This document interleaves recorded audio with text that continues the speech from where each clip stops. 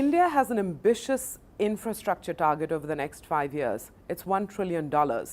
Is there financing available for India's infrastructure dream? Will issues like land acquisition and environmental clearances come in the way? I'm going to pose these questions to BJ Panda, who's Member of Parliament.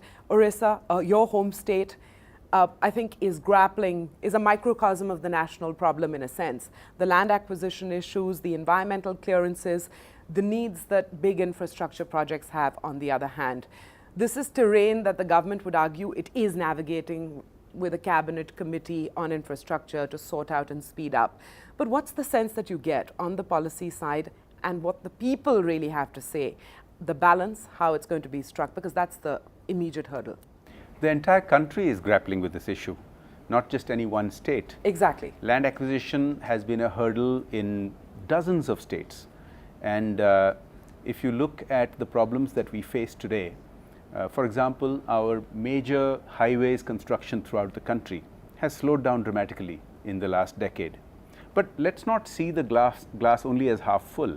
There's a lot of encouraging information out there. But the information still, the statistics, yes, they're reassuring, but they're not exhilarating. I mean, 7.2% of GDP spent on infrastructure. Yes, it's a step up from 5% of GDP, but still grossly inadequate for a country like ours.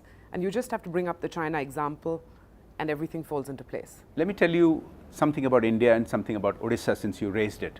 The fact is, 7% we may think today is inadequate, but only a few years ago we were struggling at 4% of GDP and 4% on a lower base, today 7% on a much larger economy compared to 5-7 years ago. So in fact, the amount of infrastructure that is getting built is significantly more than before.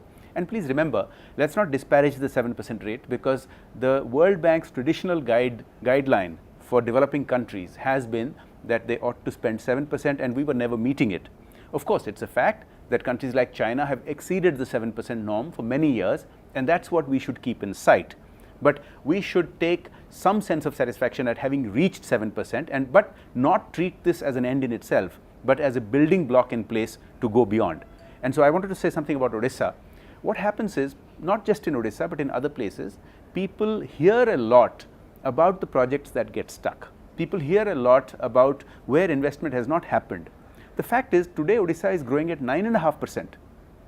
And over the past decade, Odisha has grown at 9.7%.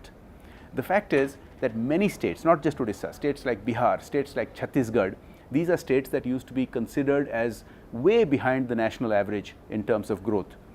Today they are growing at the same level or a little faster than the celebrated states like Gujarat, and that's because you have billions of dollars of investment that has taken place under the radar, and yet we get focused on the 2 or 3 big ones which have got stuck. Well, it's always interesting when an optimist and a pessimist are facing each other. Mr. Panda, thanks very much for your time. Thank you.